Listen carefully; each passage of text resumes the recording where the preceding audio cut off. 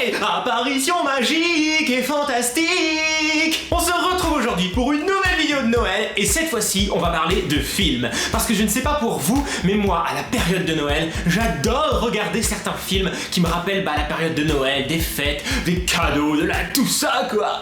Alors ce sont des films qu'on peut regarder bien sûr toute l'année pour se rappeler le souvenir de Noël, mais c'est encore mieux de les regarder en période de Noël. Je pense que vous serez d'accord avec moi et je suis sûr que vous avez vos propres films de Noël. D'ailleurs dites-moi ça dans les commentaires. Faites-moi votre petite liste de films préférés à Noël, je serais curieux de voir ça et de peut-être découvrir des films que je ne connais pas. C'est ça qui est bien entre nous, le partage.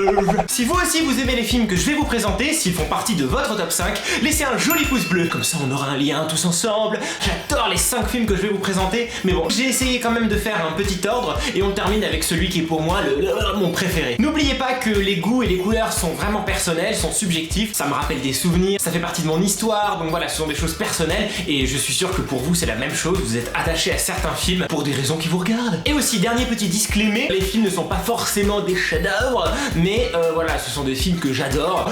Moi je les aime, je passe un bon moment quand je les regarde, je m'en fiche de savoir si c'était bien fait, réalisé. Quand on regarde un film, l'important c'est de se faire plaisir, hein, c'est pas de voir si voilà. Ah, et par ailleurs, Nadège Candle vous a préparé son top 5 des cadeaux qu'elle aimerait avoir à Noël. Elle vous présente sa liste de cadeaux de Noël, sa wish list. Donc allez la voir, elle est déjà en ligne.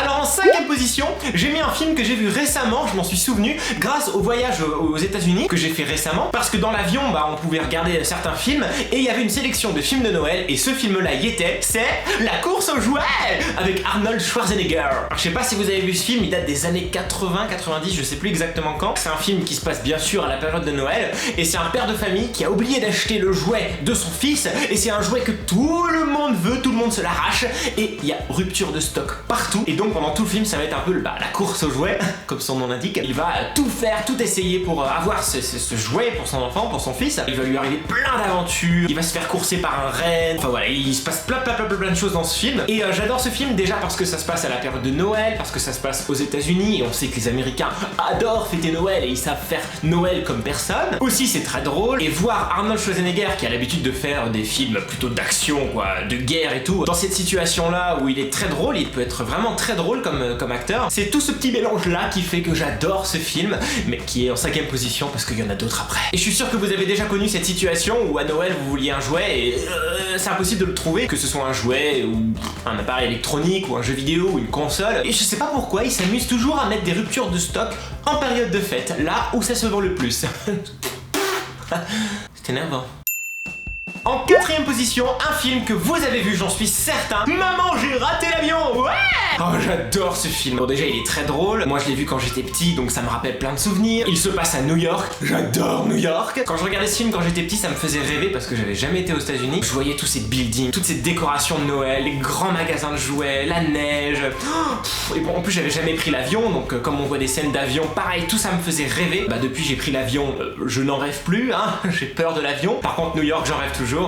Alors si vous n'avez pas vu ce film, il faut vraiment que vous le voyez, il est très drôle. Une famille, une très grande famille, il y a vraiment toute la famille, les oncles, les tantes, les frères, les cousins, voilà, le grand-père, la grand-mère, qui partent en vacances pour Noël. Ils vont fêter Noël quelque part ailleurs, je sais plus exactement où. Et il y a un problème de réveil. Et ils se lèvent très en retard le jour du départ. Donc c'est un peu le bazar le matin, et ils se dépêchent, ils font les valises, et tout le monde court dans tous les sens parce qu'il faut pas rater l'avion. Ils prennent le taxi, ils arrivent à l'aéroport, ils courent, ils arrivent à voir leur avion.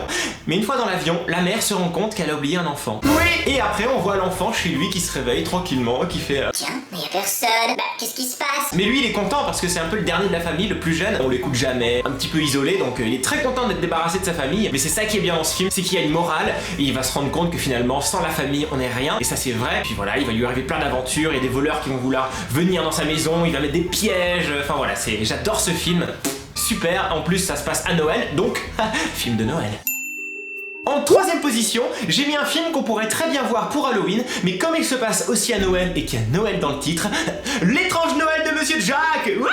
Alors pour ceux qui sont là depuis très longtemps sur ma chaîne, vous savez à quel point j'adore Tim Burton, c'est vraiment un de mes réalisateurs préférés, si ce n'est mon réalisateur préféré. Il a un univers incroyable, il est très créatif, il y a toujours une part sombre dans ses films, mais c'est jamais effrayant, enfin ça peut être effrayant, mais c'est jamais méchant, c'est jamais mauvais. Il y a toujours une belle histoire, une belle morale dans tout ce qu'il raconte, c'est un super raconteur d'histoire. Alors ce film raconte l'histoire de Jack, qui est un guide en fait lors des fêtes d'Halloween, et ça fait des années qu'il fait ça, qu'il fait la fête d'Halloween, voilà, c'est un peu le chef de la fête d'Halloween là-bas là où il vit, et il en a marre, il veut changer, et il tombe amoureux de la fête de Noël, et il décide d'organiser le premier Noël. Donc ça se passe un peu dans un monde d'Halloween, de peur, etc. Donc il y a le contraste des deux genres, des deux fêtes, Halloween, Noël, qui se mélangent. C'est super bien, il y a de super belles musiques, il y a une belle histoire d'amour, des histoires d'amitié, c'est vraiment très bien raconté, c'est génial, j'adore ce film. Et aussi il faut savoir que c'est un film réalisé en stop motion. Donc le stop motion c'est un film en fait qui est réalisé avec des vraies petites poupées articulées, ça peut être en pâte à modeler aussi des fois, enfin une sorte de pâte à modeler spéciale pour ces films là. Et c'est très long à faire, j'en avais fait une fois il y a très longtemps quand j'étais plus petit. Il faut en fait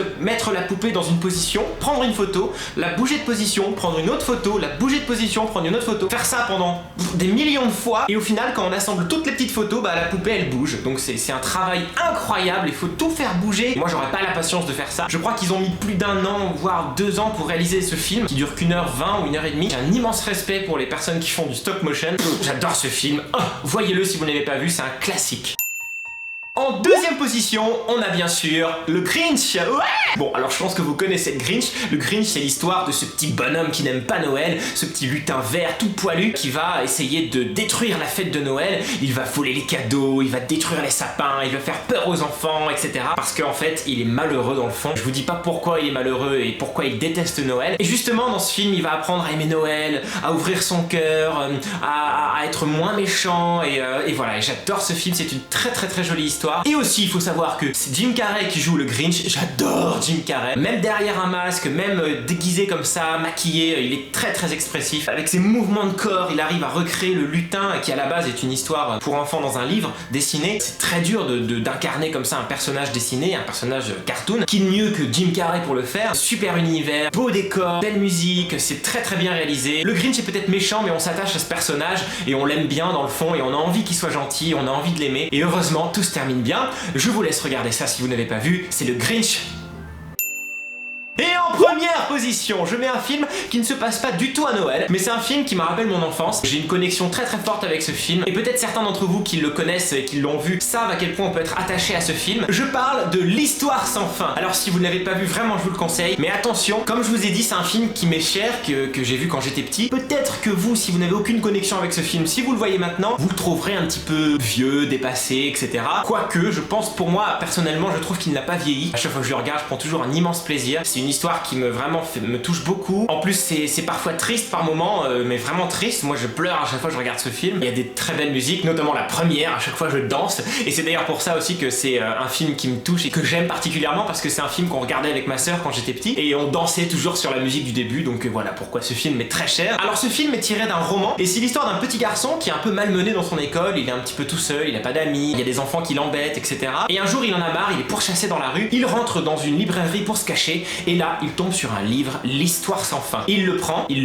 l'emprunte, il le vole, mais il met un petit mot en disant je vais le ramener parce qu'il est pas du tout méchant, et il va s'enfermer dans son école et il commence à le lire. Et là il se rend compte qu'il y a quelque chose qui n'est pas normal avec cette histoire. C'est comme si c'était réel, comme si l'histoire se passait réellement quelque part dans l'univers. Et à un moment donné, pendant qu'il lit, il va se rendre compte qu'il est le héros de ce film. Voilà, je vous en dis pas plus. Il y a une histoire dans une histoire, on s'attache au personnage, on s'attache au héros, et ce qui est bien c'est qu'on s'attache au héros, le petit garçon, Bastien, mais on s'attache aussi au personnage qu'il lit. C'est très beau, ça raconte aussi l'histoire des histoires, l'histoire des livres, et vous dire à quel point je l'aime, je l'ai acheté dans sa version française et aussi dans sa version anglaise, mais il faut savoir que le livre est à la base écrit en allemand. Ce qui est très drôle, c'est que donc comme je vous ai dit, le petit garçon Bastien lit un livre, donc dans l'histoire, nous on regarde Bastien et on regarde Bastien qui lit le livre, donc il y a deux histoires dans une, vous suivez? Et ce qui est drôle, c'est que dans le livre, pour différencier l'histoire de Bastien et l'histoire du livre qu'il lit, et bien c'est écrit en deux couleurs différentes, en violet et en vert. Donc voilà.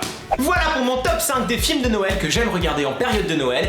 Dites-moi dans les commentaires si vous regardez, si vous aimez un de ces films. Dites-moi aussi votre top 5 des films de Noël. Si vous avez aimé cette vidéo, surtout, n'oubliez pas de cliquer sur j'aime, ça m'encourage beaucoup, ça me fait super plaisir. Et n'oubliez pas d'aller voir la wishlist de Noël de Nadège Candle. Je mets le lien un peu partout. Elle vous présente ses 5 cadeaux qu'elle aimerait avoir pour Noël. Et j'ai l'impression que ces cadeaux sont un petit peu bizarres. Est-ce qu'on se reverra avant Noël? Je ne sais pas, mais si on ne se voit pas, je vous souhaite un très joyeux réveillon, une très joyeuse fête de Noël. Passez de bons moments avec votre famille, vos amis, mangez bien, ouvrez des cadeaux, faites du bonheur autour de vous, c'est le plus important. En attendant, on se retrouve bientôt pour de nouvelles aventures. Bye!